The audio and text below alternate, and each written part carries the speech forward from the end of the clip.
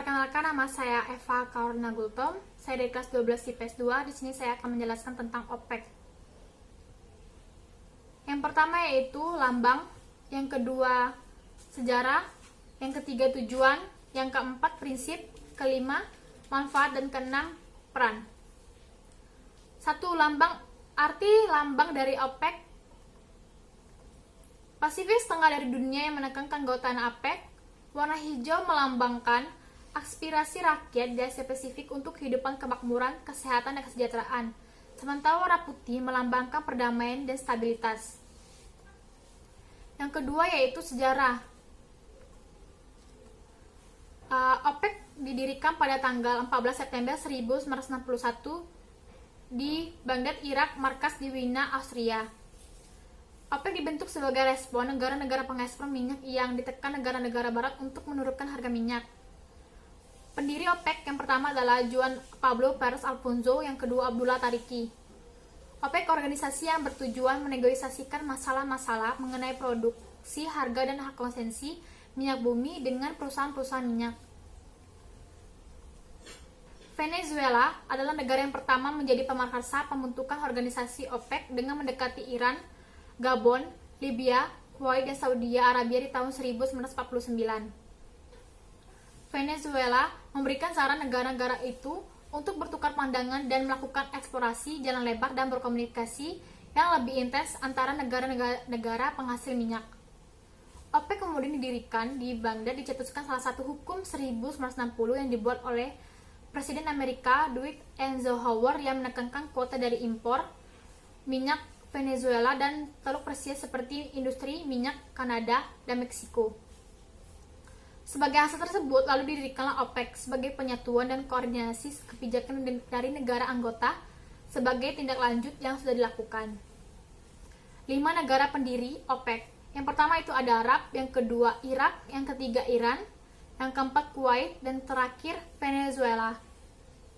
Negara anggota OPEC yang pertama yaitu adalah Aljazair 1969, Angola 1 Januari 2007, Libya Desember 1962, Nigeria Juli 1971, Gabon, Qatar Desember 1961, Indonesia, Unit Emirat Arab November 1967, dan terakhir Ekuador. 3 tujuan OPEC.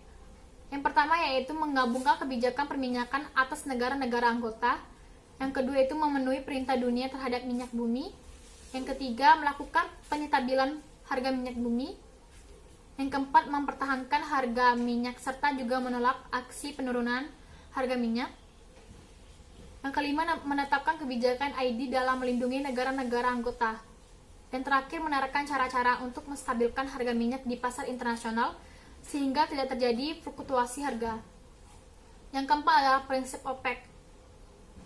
Yang pertama itu mengatur harga minyak dunia, yang kedua mengawasi harga minyak dunia, yang ketiga sebagai arena persaingan niaga terutama itu dalam bidang perminyakan. Syarat anggota OPEC. Yang pertama adalah negara yang bersangkutan dengan cara substansi ialah pengekspor minyak mentah. Yang kedua secara fundamental mempunyai keperluan yang sama dengan negara-negara yang sudah menjadi anggota. Yang ketiga disetujui oleh mayoritas anggota OPEC. 5. Manfaat OPEC bagi Indonesia. Yang pertama yaitu 1. Menguatkan posisi Indonesia dalam proses tawar-menawar dalam hubungan internasional. Yang kedua memberi posisi tawar yang sangat tinggi dan strategi serta kontak yang lebih luas dengan negara-negara produsen minyak utama lainnya. 6. Peran Indonesia bagi OPEC.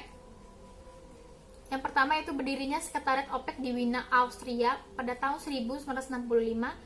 KBRI atau Kedutaan Besar Republik Indonesia atau PTRI Perutusan Tetap Republik Indonesia terlibat secara aktif dalam penanganan masalah substansi dan diplomasi di berbagai persidangan diadakan oleh OPEC. Selain itu, Indonesia juga melakukan kegiatan pemantauan harga minyak. Yang kedua, Sekjen OPEC dijabat oleh Profesor Subroto 1988 dan sampai 1994. Indonesia dikenal sebagai sang mediator yang aktif berperan untuk menghubungkan konsumen dan produsen. Sekian dari penjelasan saya tentang OPEC. Terima kasih.